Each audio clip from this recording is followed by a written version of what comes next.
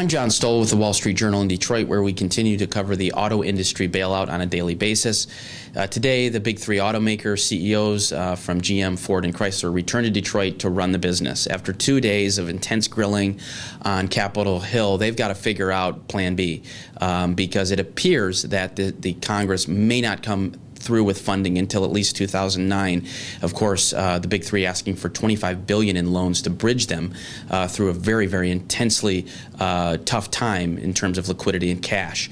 GM is at the center of this entire focus. GM running short of cash.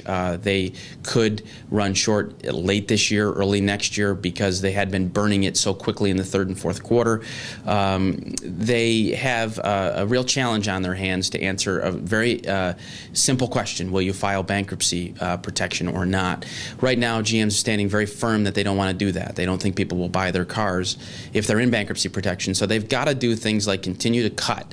They're running out of places to cut. Even people who have been in Detroit for a long time are started scratching their heads as where they can go next. They're shutting down production and international operations. They're putting tighter restrictions on spending here in the U.S. The one place that they could continue to look at is reducing their inventories, and that we may hear more about that in coming days.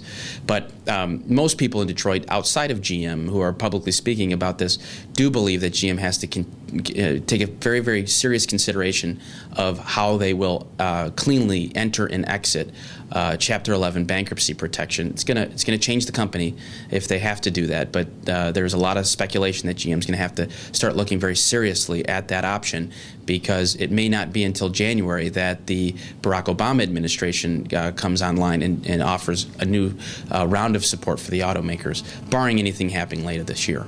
Ford Motor Company is a little bit of a different story.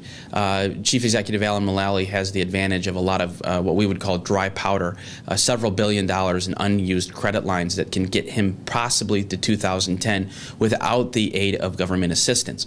He's going to need some help from the consumer, though. They're still losing market share, and they need to find a way to convince consumers that their new products like the forthcoming Ford Fusion midsize car that's being redesigned and the new Ford F-150 are worth buying.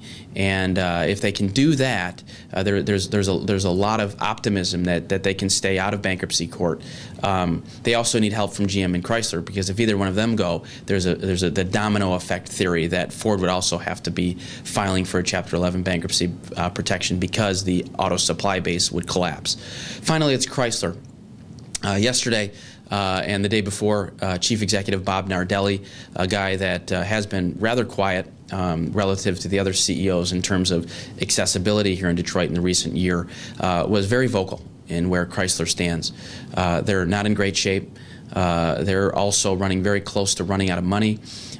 They have considered Chapter 11 bankruptcy protection plans. We're not sure how far along they are in that planning process, but at least they're admitting that that's a potential avenue for them. Chrysler does have the advantage of being relatively small and relatively adaptable for partnerships. Their very central business is the North American business. They don't have much international business, so somebody like Nissan, Renault, Fiat, an Indian automaker, a Chinese automaker, a Japanese automaker looking to grow in the United States might tap Chrysler on the shoulder and say, how about an alliance, bail these guys out? We don't know that that's going to be the case, but it is one option that Chrysler has up its sleeve. No matter what, we're looking at an interesting couple of months here in Detroit. A lot of white-knuckled, fly by the seat of our pants speculation, and we'll see how it all shakes out. For the Wall Street Journal, I'm John Stoll.